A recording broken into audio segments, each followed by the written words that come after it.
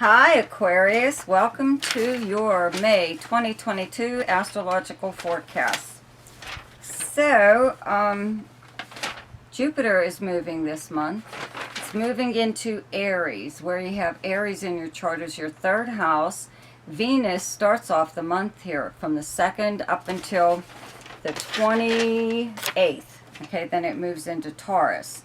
And Mars will move into Aries on the 24th. So this is your third house, okay? Having Jupiter here, you'll have to listen to my video on Jupiter and all the signs for this transit. But brings a lot of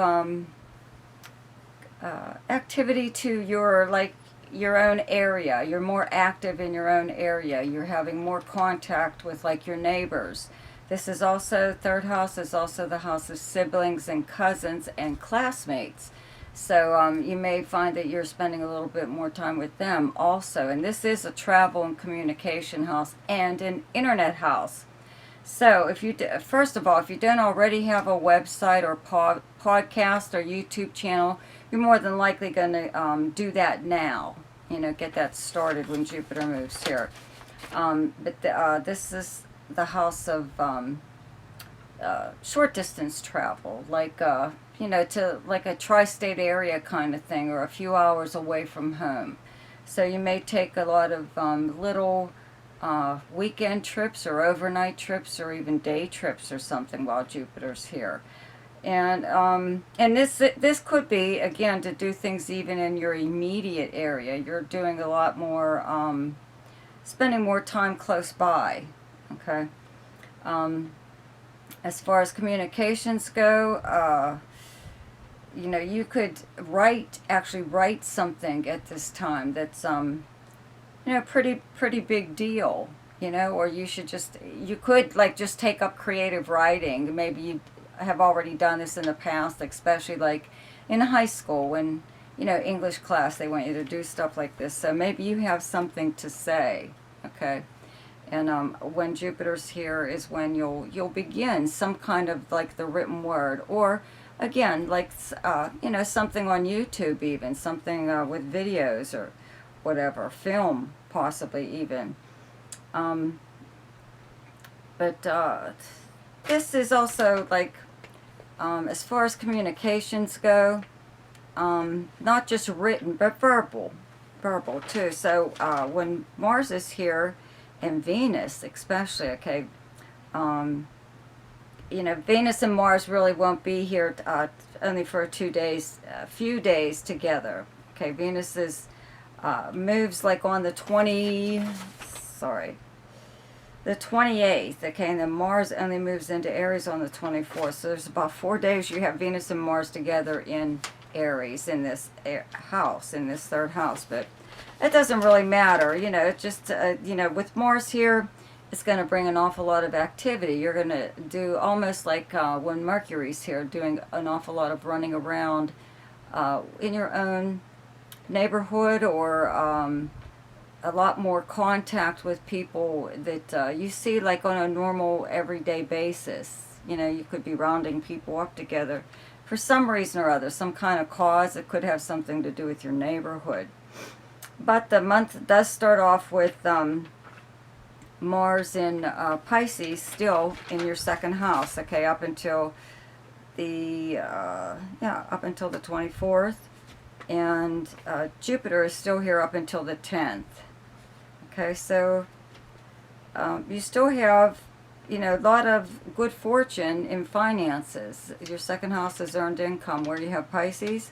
Jupiter here should have expanded this in some way or other. Either you gained a lot more valuables or luxury items or something like that, or you had an investment from long ago that paid off, or you made an investment while Jupiter is here. It may not pay off for years, but because you did it under the transit of Jupiter, it's kind of gets blessed by that planet or whatever, and should prosper somewhere along the way.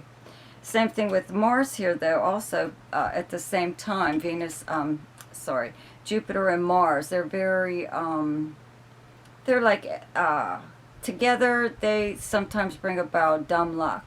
Okay, being in the right place at the right time, making the right move at the right time. So I would have to say that, because this planet, Mars, has been in Pisces since last month, so somewhere along the way, and you still have, a few more days of May to make some kind of move in regards to your finances. And you always have to remember you still have Neptune in Pisces that kind of clouds your judgment in some way or other.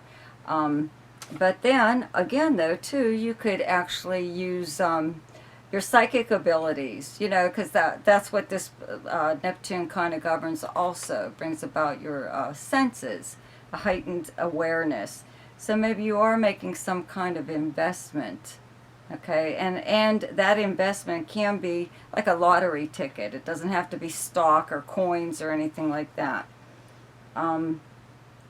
I think I've already mentioned that you still have Saturn in your first house, okay, in Aquarius, so it kind of prevents you from doing anything too stupid, going overboard in any way, because that's what Saturn does. It's not a fun planet sometimes, but it won't let you risk. It won't let you risk a lot of stuff, which is good. Okay, but the sun does start off in Taurus in your 4th house. That's where you have the sign of Taurus. It's there up until the 20th. Mercury is in Gemini since the end of April, but it retrogrades on the 10th in Gemini and actually falls back into Taurus on the 28th. So there's a link below to Mercury retrograde, a video that I did on that, so you might want to check that out. When Mercury's retrograde, though, it gives you a time to, it's not always that bad. It's bad for maybe communications or getting things done. A lot of times travel screw-ups or miscommunications happen, things like that. So, but it does give you a time to review or change your mind or, just like go over something or other. Okay, so it's retrograde starts off in Gemini in your 5th house where you have the sign of Gemini, and your 5th house is the house of fun and creativity and any kind of sports or games, anything to do with children. It's speculation and gambling, and it's romance, big romance here. So with Mercury here, okay, Mercury is the big prankster in the Zodiac, and having it in the 5th house of fun, may bring out the Joker in you or something. You could do something just to, I don't know, excuse me, get on someone's nerves, but in a good way. I can't believe this. My allergies are so bad. I thought I was going to have to wear my glasses to even see what I'm doing here. But I got a little tickle, so please excuse me. But anyways, with Mercury going retrograde in this 5th house, okay, I'm going to have to say, if you do play the lottery and your number hit, okay, don't drop it, because a lot of times when Mercury's retrograde in your 5th house is when lottery numbers come back. They come back again. So don't drop a number just because you played it. Same thing with any kind of contest that you enter.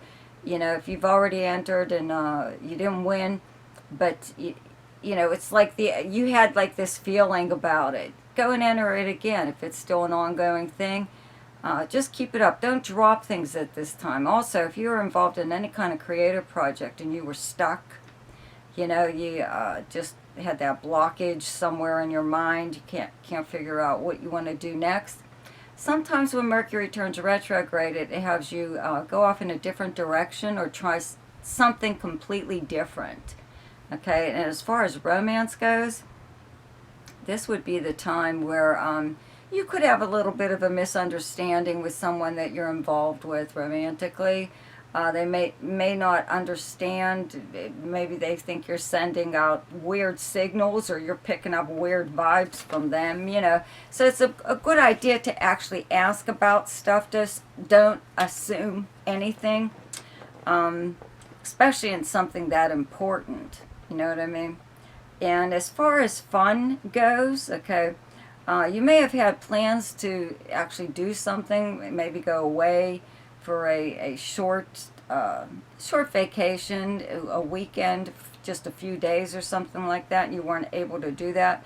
Well, the possibility for that to come up again, the chance to do that, could happen when Mercury's retrograde. Sometimes it does screw up your travel plans, though, and reaching your destination as far as travel itself is sometimes doesn't happen, with all these people getting stuck at the airports and stuff like that, but if you were to drive, it's a road trip or something, you could just have to take different routes, like there would be detours or something like that. But it does look like there's a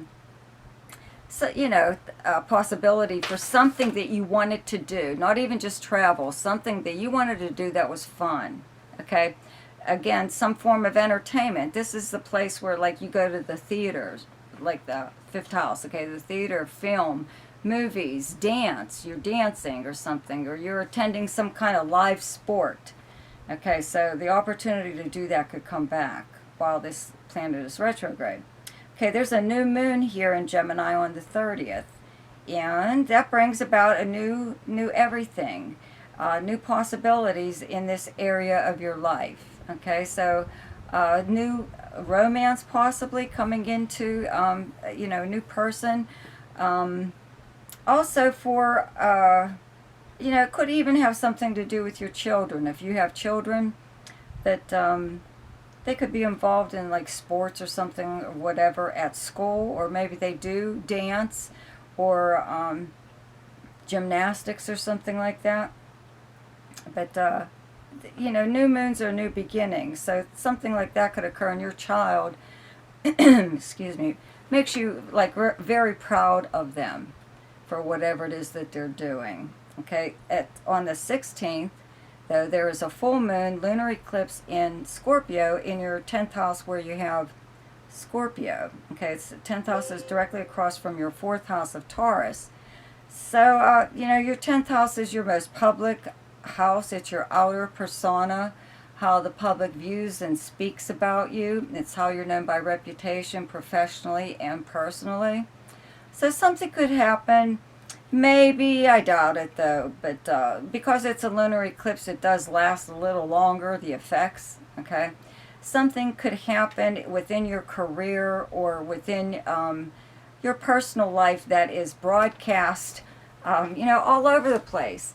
It's made public in some way or other, or something could happen in public where you're with somebody and, maybe you could have some kind of, a little bit of a tiff or something like that, and other people see it. But usually what happens is there's something with your job, some kind of crisis or something or other where you have to put your personal life on the back burner, excuse me, stop doing whatever you were doing in order to take care of something at work. So that's all. That happens all the time, things like that. So it's not too much of a big deal. Okay. So the best time to do something each month is when the moon is in your own sign. Oh, I'm sorry. I was already leaving you. I forgot to talk about Taurus. Sorry about that. No, not your opposite sign. Anyways, you have Taurus on your 4th house. Okay, the sun is here up until the 20th. Okay, Uranus is here. It's going to be here for a little while longer, a few more years. Okay, Mercury does retrograde back into this area, back into Taurus on the 22nd, and then Venus moves into Taurus on the 28th. So your 4th house is your home life. Okay, your home, your family. It's where you physically live, the property surrounding it, who you live with, a roommate or family, or even if you live alone. It's also your childhood, your very foundations, your beginnings and stuff. It's your past. So, having the planet Uranus here has made things sometimes very unpredictable. That's what this planet does with your family or your home life. Something that could be occurring in your home, especially with like electronics not working, and then rushing out to buy buy something to replace it only to find that the original that wasn't working is working again. Okay, on and off. Things working again and then not. You could also have like some kind of like if you do have a roommate, they're never a dull moment. Let's put it that way. Okay, there's something about them or something that they do that your home is in constant like upheaval in a way, and maybe it's not a good thing though. You know, you want some calm, or just somebody that comes in and out of your life, in and out, in and out. You know. But when Mercury moves back here, you could redo something or other, like a living arrangement. If you do live with someone else and it's not working out the way you wanted it to, that's the time to, actually you should do that anyways, especially like when Mercury retrogrades here and on the 22nd, Venus will be moving here shortly after, like on the 28th, so it kind of softens the blow or whatever. If you want to have one of those heart-to-heart talks with a family member or someone else, like a roommate, they won't take it as hard as they would, okay? But any kind of changes that you would like to make to your home life or your personal life, though, too, when Mercury retrogrades here. But as long as the Sun's here, though, that's where your interest is right now. Your home. You're doing things with your home, or there's just like a lot more activity there. Okay. So the best time to do something each month is when the moon is in your own sign, and the moon is in Aquarius on the 20th, 21st, and 22nd. And the best time to lay low is when the moon is in Leo, your opposite sign, and those dates are the 7th, 8th, and 9th.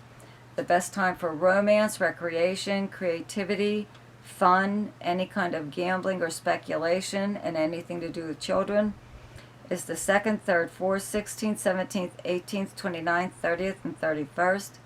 The best time for money is the 9th, 10th, 11th, 22nd, 23rd, and 24th. The best time for your career is the 14th, 15th, and 16th. And the best time for communication and travel is the 12th, 13th, 24th, 25th, and 26th. So, you know what? Don't forget to check out my weekly forecasts, okay? And check out the links below in the description box. There's one to my website if you would like to have your chart done, and there's also one there called Ask Me a Question, which is for people who only have maybe one or two things they want to know about their chart. And if you're new to my channel and you like this video, please comment and subscribe. And don't forget to click on that little notification bell, and you'll get a notification each time I upload something. Okay, see you later. Bye.